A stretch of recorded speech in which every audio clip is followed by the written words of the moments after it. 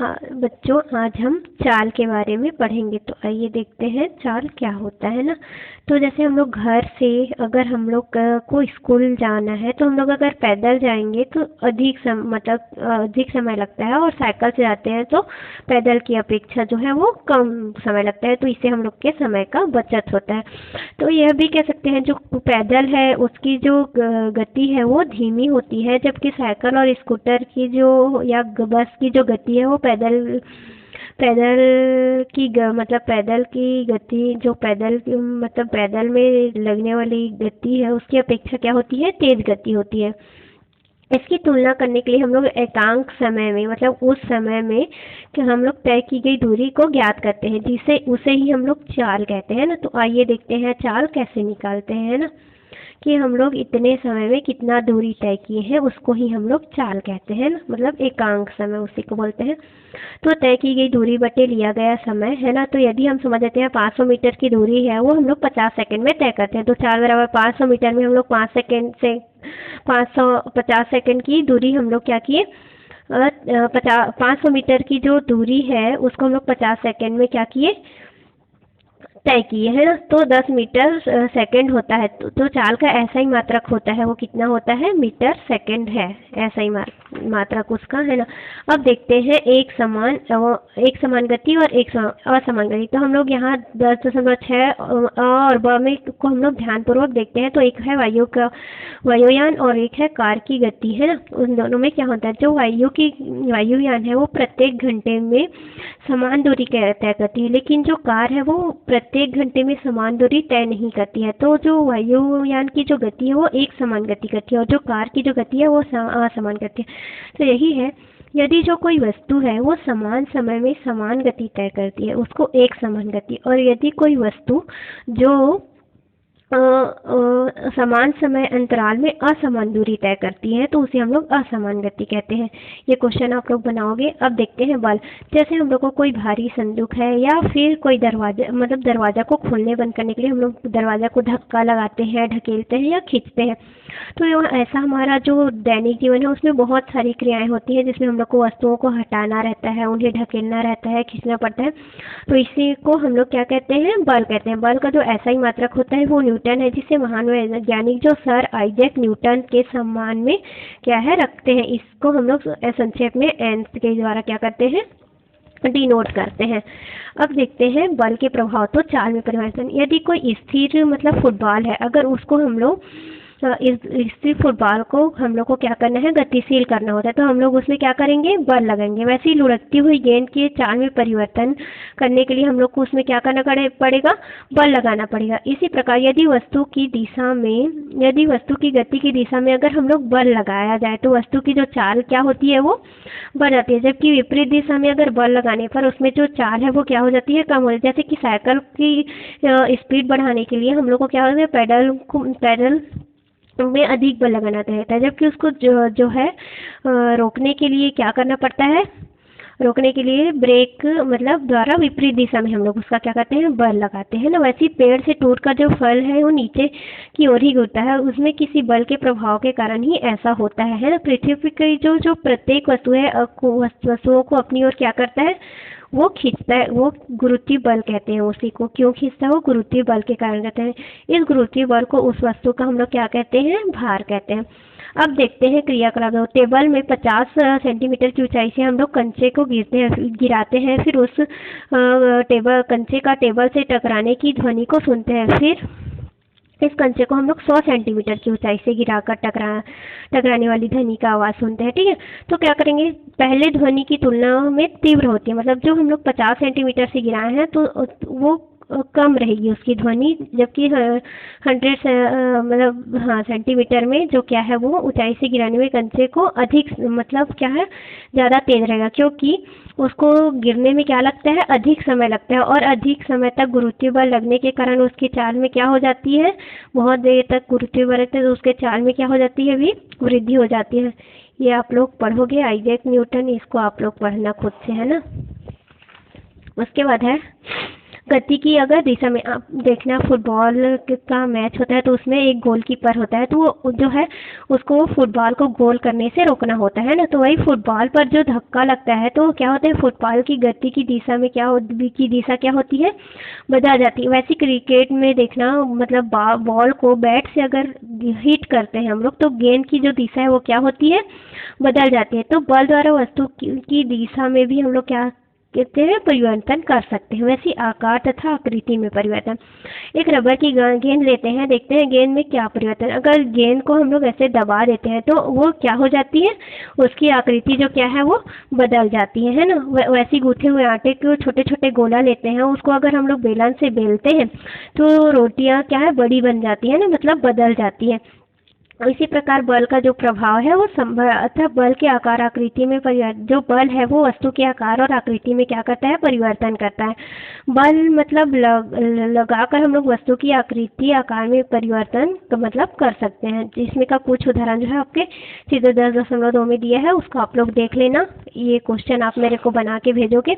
अब हम लोग देखते हैं बलों के प्रकार। जो पेशी बल है, अगर हम लोग को किसी वस्तु को ढकेलने के लिए, खींचने के लिए या उठाने के लिए बल लगाना पड़ता है ना, यह बल मनुष्य द्वारा या पशुओं की शरीर की मांसपेशियों द्वारा हम लोग क्या करते हैं, उसको करते हैं, उसे ही हम लोग क्या करते हैं, पेशी बल कहते हैं। जैसे कि बैलगाड़ी को खींचना है ना, और जैसे वस्तु को हथौड़े से पीटना, पानी से भरी बाल्टी को उठाना, रबर की गेंद को हाथ से दबाना, ये सब उसमें क्या है, पेशी बल के उदाहरण। मतलब ये ऐसे बल जिसमें वस्तु में क्या हो, वस्तु में शरीर का संपर्क हो, इसलिए इसे हम लोग क्या कहते हैं, संपर्क बल भी कहते हैं। अब देखते हैं गुरुत्वाकर्षण। पत्थर के टुकड़े को ऊपर फेंकते हैं तो हम लोग देखते हैं कि वह नीचे आकर ही पुनः नीचे लौट आ जाता है ना। तो ऐसा क्यों होता है, यह पृथ्वी में जो गुरुत्वीय बल होता है उसके कारण होता है। जैसे जो जल का ढलान है वो नीचे की ओर ही बहता है, और जो वस्तु है, जो दो वस्तुओं के बीच लगने वाला जो आकर्षण बल होता है उसको हम लोग क्या कहते हैं, गुरुत्वाकर्षण बल कहते हैं। और इसी गुरुत्वाकर्षण बल के कारण जो क्या है, पृथ्वी सूर्य के चारों ओर और चंद्रमा पृथ्वी के चारों ओर क्या करते हैं, परिक्रमा कर सकते हैं ना। तो यही होता है गुरुत्वाकर्षण। वैसे ही पेड़ से फल का टूट के नीचे ही गिरना, वो भी गुरुत्वाकर्षण बल के कारण ही होता है। अब देखते हैं चुंबकीय बल क्या होता है। अब हम लोग एक टेबल पर लोहे की कील रख देते हैं, उसके बाद उसके समीप चुंबक को लाते हैं तो देखते हैं कि जो क्या है, चुंबक में लोहे की कील जो क्या है, आकर्षित होकर जो है चिपक जाती है। इसी प्रकार एक टेबल लेते हैं, ऐसे मतलब जहाँ इसी प्रकार जो है लोहे के अलावा जो है वो निकल कोबाल से भी जो वस्तुएं बनी रहती है उसको क्या करती है, चुंबक जो है आकर्षित करती है। तो ऐसे पदार्थ को हम लोग क्या कहते हैं, चुंबकीय पदार्थ कहते हैं। अब क्रियाकलाप 4 देखते हैं। अब हम लोग देखते हैं इसमें 2 दंड चुंबक लेते हैं, है ना, और मतलब दूसरे चुंबक के एक सिरों को टेबल पर रखते हैं, है ना। फिर चुंबक के किसी एक सिरे को हम लोग क्या करते हैं, पास लाते हैं। अब दूसरे चुंबक के इसी सिरों को टेबल पर रखें तो चुंबक के दूसरे सिरे के पास ले, देखिए क्या होता है, इन दोनों क्रियाओं में एक बार आकर्षण हुआ। अगर एन एस रहा है ना, एक एन पोल होता है, एक एस होता है, फिर एन होता है एस, है ना। तो अगर इन एन और इधर एन है और इधर एस रहा तो एक दूसरे को क्या करेंगे, आकर्षित करेंगे, और एन और एन रहा तो एक दूसरे के क्या करेंगे, प्रतिकर्षित करते हैं। तो इसी मतलब जो आकर्षण और प्रतिकर्षण बल को हम लोग क्या कहते हैं, चुंबकीय बल कहते हैं। तो गुरुत्वाकर्षण बल और चुंबकीय बल जो बल होता है वो वस्तु का प्रत्यक्ष संपर्क होना मतलब आवश्यक नहीं होता। इस कारण इन प्रकार के जो बल होते हैं उसको हम लोग क्या कहते हैं, असंपर्क बल भी कहते हैं। अब देखते हैं स्थिर विद्युत बल। अब हम लोग क्या करते हैं, एक प्लास्टिक के कंघी लेते हैं, उसको शुष्क बालों में ही हम लोग क्या करते हैं, चलाकर देखते हैं, उसको फिर कागज के छोटे छोटे टुकड़े के पास लेके जाते हैं तो वो जो देखते हैं कि कागज की टुकड़ा कंघी की तरफ क्या होती है, आकर्षित होने लगती है। इस कारण कांच के छड़, इसी प्रकार अगर हम लोग कांच के छड़ को जो है रेशम के कपड़े से अगर रगड़ते हैं तो कागज के समीप ले जाते हैं तो वो कागज भी उन टुकड़ों को आकर्षित करने लगता है, कागज के टुकड़ों को वो क्या करता है, आकर्षित करने लगता है। अब देखते हैं ऐसा क्यों होता है ना। इस कारण वो घर्षण से वस्तुओं में विद्युत आवेश, जो अगर हम ऐसे ऐसे रगड़ते हैं तो घर्षण के कारण जो क्या है, वस्तु में विद्युत आवेश उत्पन्न हो जाता है, या किसी वस्तु के मतलब किसी प्रयास से आवेशित हो जाता है ना, और वह छोटी छोटी वस्तुओं को अपनी ओर क्या करने लगता है। वैसे देखना आप लोग पेन को ऐसे ऐसे बाल में रगड़ना और पास ऐसे कागज के छोटे छोटे टुकड़ों के पास लेके जाना, देखना वो पूरा चिपकने लगता है। वैसे एक प्लास्टिक का प्लेट ले लेते हैं और उसमें जो सरसों है ना, उसको रगड़ के सरसों के दानों को रगड़ कर छोड़ देते हैं, है ना। तो देखना फिर वो एक दूसरे से क्या होता है ना, दूर भागने लगता है। और प्लास्टिक की जो प्लेट है उसमें उन लोग चिपके रहना चाहते हैं। वही आकर्षण और प्रतिकर्षण इस बल को आकर्षण या प्रतिकर्षण के जो इस बल है उसको हम लोग क्या कहते हैं, स्थिर विद्युत बल कहते हैं। ठीक है, अब देखते हैं क्रियाकलाप 6। जो लकड़ी का एक पटिया लेते हैं उसकी सहायता को मतलब उसमें एक ईंट की सहायता से उसको टिका कर रख देते हैं। अब एक छोटा सा गेंद को पटिए के ऊपरी सिरे से रखकर हम लोग छोड़ देते हैं। फर्श पर गेंद द्वारा तय की गई दूरी को मापते हैं, है ना। इसी प्रकार कक्षा के बाहर हम लोग मैदान में करते हैं। यहाँ दोनों ही स्थितियाँ गेंद द्वारा तय की गई दूरी समान है। हम दोनों पाते हैं कि दोनों स्थिति में जो तय की गई दूरियां हैं वो क्या होती हैं, भिन्न होती है ना। अब वास्तव में जो गेंद और फर्श की सतह है वो खुरदरेपन होने के कारण क्या हो जाता है, एक विरोधी बल क्या करता है, कार्य करने लगता है। तो जो मतलब वो खुरदरापन होने के कारण फिर वो जो उसकी जो गेंद की गति में क्या है, विपरीत दिशा में होता है। इसी गति विरोधी बल को घर्षण बल कहते हैं। जो विरोधी बल कार्य करते हैं उसको हम लोग घर्षण बल कहते हैं। यदि फर्श चिकना हो तो घर्षण बल क्या होता है, कम होता है। और अगर घर्षण बल के कारण जो है दूसरे का तला देखना और क्या बोलते हैं क्या है, मशीन का देखना, वाहन के पहिए जो है क्या हो जाते हैं, घिर जाते हैं। इन हानि के बावजूद भी जो है वो घर्षण बल के लाभ भी अधिक होते हैं, है ना। घर्षण बल के कारण हम पृथ्वी पर ही क्या करते हैं, चल पाने में हम लोग समर्थ होते हैं। वैसे ही माचिस की तीली को घर्षण बल के कारण ही हम जला पाते हैं, रस्सी बना पाते हैं। पेन या पेंसिल की सहायता से हम लोग कागज पर इसी के कारण लिख सकते हैं, है ना। तो ये जो क्रियाकलाप 3 है, तो आप लोग चावल से भरा बोरा उठाना में कौन सा बल है उसका नाम लिखना, झरने की पानी का गिरना कौन सा बल है ये लिखना, मच्छरदानी रगड़ कर शरीर के बालों का खड़ा होना ये सब आप लोग भर के मेरे को भेजोगे, है ना। और ये क्वेश्चंस भी बना के भेजना। उसके बाद दाब, नुकीली आलपीन लेते हैं, है ना। उसको के साथ कई कागज को मतलब कई कागजों को हम लोग छेद करके देखते हैं। जबकि टूटे वाली जो आलपीन है उसमें कागज को मतलब जो है छेद करना आसान नहीं होगा, क्योंकि प्रथम स्थिति में जो है आलपीन की नोक का क्षेत्रफल क्या होगा, कम है। नोक का क्षेत्रफल क्या है, अतः बल का जो प्रभाव है वो कम क्षेत्रफल पर अधिक पड़ता है। जो कम बल का जो प्रभाव होता है वो जो है अगर कम क्षेत्रफल रहेगा तो उसका जो क्या है, क्षेत्रफल पर अधिक पड़ता है। वैसे द्वितीय स्थिति में अगर आलपीन की नोक का क्षेत्रफल अधिक होगा तो वह बल प्रभाव अधिक क्षेत्रफल पर कम पड़ेगा। मतलब बल का जो प्रभाव है वो अधिक क्षेत्रफल पर क्या, मतलब क्षेत्रफल अगर कम होने पर बल का जो क्या है प्रभाव क्या होगा, अधिक होता है। और बल के प्रभाव की माप को हम लोग दाब से की जाती है। जो बल के प्रभाव की माप है वो हम लोग दाब से करते हैं, है ना। वो एकांक क्षेत्रफल पर लगने वाले बल को हम लोग क्या कहते हैं, दाब कहते हैं, है ना। दाब का जो ऐसा ही मात्रक होता है न्यूटन मीटर स्क्वायर है, जिसे Nm स्क्वायर द्वारा क्या करते हैं हम लोग व्यक्त करते हैं। इस मात्रक को पास्कल कहते हैं। इसका 1000 गुना किलो पास्कल होता है। जो इसका 1000 गुना होगा वो किलो पास्कल होता है ना। आइए फिर इससे संबंधित हम लोग क्या करते हैं, एक क्रियाकलाप देखते हैं। ठीक है, तो नरम लकड़ी के हम लोग क्या करते हैं, 2 बोर्ड लिए हैं, है ना। उनको चित्र 10.12 में आप लोग को दिखाया गया है ना। जो कीले रखकर बल लगाए। आप देखेंगे कि कील ए ऊपर वाले बोर्ड में एवं कील बी नीचे वाले बोर्ड में घुस जाती है। जो देखो ये जो ऊपर नुकीला ये इधर घुस जाएगा और जो इधर इसका नुकीला है तो वो इधर घुसेगा, है ना। इसको करके वो है ना, समझना देखना। वैसे तरल पदार्थों पर कैसे दाब लगता है, देख बहने वाले जो पदार्थ को हम लोग क्या कहते हैं, जो बहता है उसको तरल। गैस और द्रव जो है वो दोनों ही तरल पदार्थ है। वायुमंडल में वायु चारों ओर दाब डालती है। उस वायुमंडल द्वारा जो आरोपित दाब हम लोग को मिलता है उसको हम लोग वायुमंडलीय दाब कहते हैं। इसका मान लगभग 100 किलो पास्कल होता है। ठीक है, जो वायुमंडलीय दाब है उसका जो मान है लगभग 100 किलो पास्कल होता है ना।